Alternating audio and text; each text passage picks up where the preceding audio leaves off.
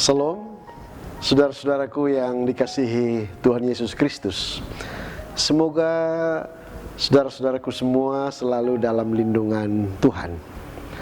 Senang sekali rasanya dapat menjumpai saudara-saudari hari ini dalam acara santapan rohani Hosana bersama saya Pendeta Petameno. Saat ini kita akan belajar sedikit dari firman Tuhan yang dipilih dari Injil Matius pasal 10 ayatnya yang ke-16. Sebelum kita membaca dan merenungkan bagian firman Tuhan ini, mari kita berdoa.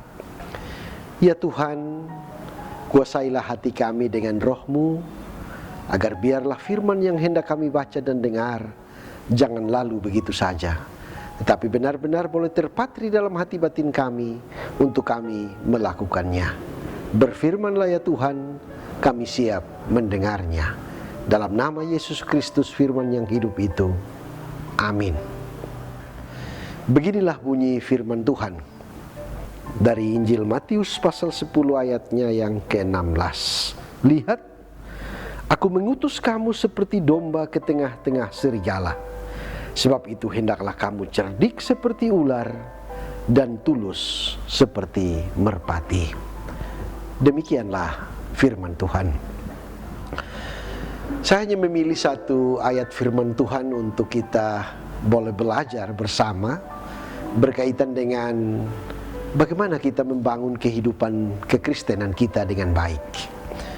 Membaca teks ini, rupanya teks ini menggambarkan tentang bagaimana Tuhan menyatakan sesuatu pengutusan kepada para murid-muridnya, di mana ketika Tuhan Yesus memanggil dan menyatakan panggilan itu, Tuhan Yesus memakai sifat-sifat dari beberapa jenis hewan.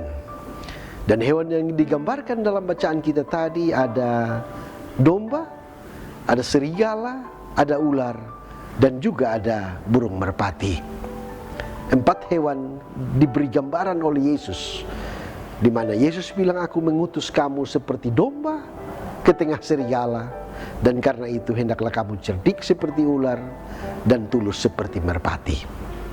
Bapak ibu saudara-saudaraku, saya mau bertanya, siapa yang pernah pelihara domba? Ya tentu banyak orang yang pelihara ya. Kalau saya sendiri pernah pelihara domba. Dan juga selain itu, saya pernah mengamati domba ketika saya bertugas di Rote dan di Sabu. Saya juga meneliti domba-domba itu ketika saya berada di Sabu, di mana domba itu berbeda dengan kambing. Misalnya domba bulunya tebal, dia tidak bertanduk ya, kecuali domba Garut ya. Kalau domba di Sabu, di Rote, itu dombanya tidak bertanduk. Kalaupun ada, itu kecil dan melingkar, tidak tajam. Sifat domba yang lain itu adalah penurut. Domba tidak memiliki gigi taring, makanannya itu hanya daun-daun dan rumput-rumput. Ya, jika diberi daging, saya yakin bahwa dia akan menolak. Itu beberapa ciri domba. Tapi ada satu ciri domba yang sangat menguat, adalah cara hidup mereka, yaitu hidup mereka itu bergerombol. Hidup mereka berkumpul, dalam artian bahwa mereka suka yang namanya bersekutu dan bersatu. Itu ciri domba. Jadi ciri yang paling menguat adalah bergerombol, berkumpul. Nah, yang kedua, binatang yang kedua itu adalah serigala. Ya tentu belum ada yang pernah pelihara serigala ya, kecuali anjing ya, mirip seperti itu. Saya juga hanya membaca tentang serigala itu pada buku-buku cerita dan dongeng-dongeng lainnya. Nah, serigala memiliki ciri itu yang berbeda dengan domba, di mana dia memiliki gigi taring, dia pemakan daging dan darah, dia adalah jenis hewan yang jahat dan nakal. Tapi ada satu ciri serigala yang kuat, adalah strategi menangkap mangsa. Ini ciri yang paling kuat, di mana dia tidak akan menangkap mangsa yang sedang berkumpul atau bergerombol. Dia akan menangkap mangsa yang terpisah dari kelompoknya. Itu strategi daripada serigala dalam menangkap mangsanya.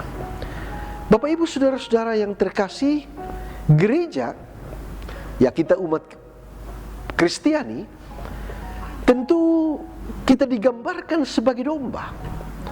Karena itu kita mesti memiliki ciri yang kuat juga seperti domba, yakni ciri bersekutu, bersatu, atau dengan kata lain satu pikiran. Itulah ciri domba yang menguat.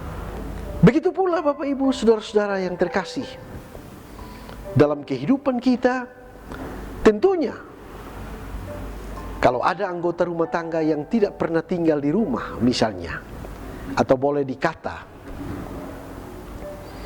dia terpisah dari persekutuan dalam rumah tangga, maka apa? Dialah yang akan menjadi sasaran empuk kuasa dunia, yaitu serigala. Serigala akan merebutnya karena dia terpisah dari persekutuan keluarga. Jadi sebaiknya sebagai orang-orang percaya, kita harus hidup bergerombol, dalam artian kita mesti bersekutu, mencintai kehidupan bersama di rumah, di gereja, atau dalam persekutuan peribadahan lainnya. Termasuk pikiran kita mesti satu, pikiran yang bersekutu, pikiran yang mau menyatukan satu dengan yang lainnya.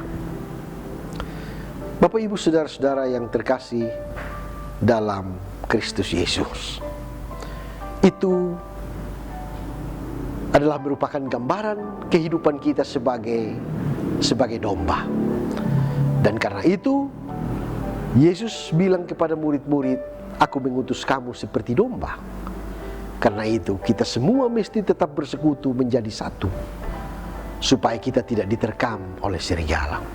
Hewan yang ketiga adalah ular, dan yang keempat adalah merpati. Nah, ini binatang-binatang yang gampang kita kenal di sekitar kita. Nah, supaya kita jangan serupa dengan dunia, karena dunia itu jahat ibarat serigala, maka Tuhan Yesus bilang kamu harus cerdik seperti ular dan tulus seperti merpati. Ya, saya belum pernah pelihara ular, tapi waktu saya bertugas di Sabu, saya tinggal dengan seorang penatua dan dia memelihara 2 ekor ular. Keunggulan ular-ular itu memang cukup banyak, sehingga Tuhan Yesus bilang bahwa kamu mesti cerdik seperti ular. Apa kecerdikan ular, Bapak Ibu saudara-saudara? Kalau kita amati ular, ada satu kecerdikan ular yang cukup menonjol, yaitu ular tidak keluar sembarangan. Dia tahu kapan harus bersembunyi, dan dia tahu kapan harus dia keluar untuk mencari makan. Semua mangsanya keluar jalan, justru ular tidak akan keluar. Tapi ketika mangsa-mangsanya tertidur atau sedang tidur, barulah ular keluar jalan. Itu letak kecerdikan. Jadi sebagai orang-orang percaya, kita juga mesti harus tahu kapan kita berbuat apa dan kapan harus bersaat teduh. Bukan akan asal taruh saja, ya, orang Kupang bilang. Ular cerdik dalam mengatur waktu supaya dia hidup. Karena itu kita juga harus tahu atur waktu supaya kita bisa hidup di dunia yang semakin ganas ini. Ya, cerdik beda dengan licik. Kalau licik nanti kita bisa jadi serigala. Jadi harus tahu atur waktu. Kecerdikan kita nyatakan dengan tahu mengatur waktu, kapan bekerja dan kapan berdiam diri bersama keluarga untuk berdoa.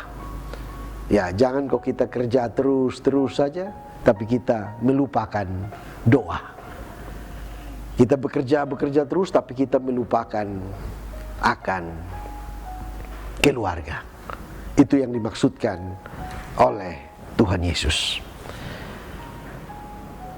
Bapak Ibu saudara-saudara yang terkasih dalam Kristus Yesus, binatang yang keempat atau yang terakhir yang Tuhan Yesus gambarkan itu adalah burung merpati. Tuhan Yesus bilang, hendaklah kamu tulus seperti merpati. Apa ketulusan merpati? Merpati ini ada dua jenis ya, merpati biasa dan merpati pos. Kalau kita lihat merpati pos, Bapak Ibu saudara-saudara, bahwa ada ketulusan yang begitu luar biasa dalam mengerjakan tugasnya. Tugas merpati pos itu adalah mengantar surat, dan dia akan kembali dengan kabar balasan. Ini tugas merpati yang luar biasa dengan penuh kesetiaan. Karena itu Yesus mau memberi gambaran kepada murid-muridnya agar ketika dalam menjalankan tugas pelayanan, mereka mesti menjalaninya dengan penuh ketulusan, mengerjakan tugas pelayanan sampai tuntas. Ibarat burung merpati yang mengantar surat sampai tuntas. Dia tidak mengerjakannya setengah-setengah. Karena itu murid-murid diharapkan oleh Yesus supaya mereka dengan ketulusan hati mengerjakan tugas itu. Bapak Ibu saudara-saudara, Yesus ingin supaya kita semua dalam kehidupan ini kita mesti cerdik, karena dunia ini jahat. Kita cerdik seperti ular, tapi juga mesti tulus seperti merpati. Kita mesti cerdik, jangan hanya cerdik saja ya. Kalau kita cerdik saja, maka kita akan berubah menjadi serigala. Kita juga jangan hanya tulus tanpa cerdik. Dua-dua mesti jalan. Kalau kita tulus tanpa kecerdikan, maka kita akan diterkam oleh serigala. Karena itu Tuhan mau supaya kita menyatakan kehidupan dan karya-karya kita dengan penuh kecerdikan dan ketulusan, supaya apa yang Tuhan mau untuk kita lakukan dalam kehidupan ini menjadi berkat bagi banyak orang. Kiranya Tuhan Yesus memberkati kita. Amin. Bapak Ibu saudaraku sekalian, mari kita amini firman Tuhan ini dengan berdoa. Kita berdoa. Terima kasih Tuhan untuk kasih dan kemurahan-Mu. Tuhan telah ajar kepada kami untuk kami melakukan karya-karya kami di tengah-tengah dunia yang penuh dengan kesulitan ini.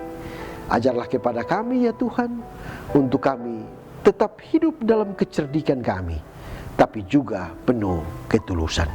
Biarlah damai Tuhan tetap melingkupi kehidupan kami sekarang dan sepanjang masa. Dalam nama Yesus Kristus kami berdoa. Amin. Kekasih-kekasih Tuhan, demikianlah santapan rohani Hosana saat ini. Semoga berkat firman Tuhan menguatkan iman kita. Sampai jumpa dalam kesempatan berikutnya. Tuhan Yesus memberkati kita semua. Shalom.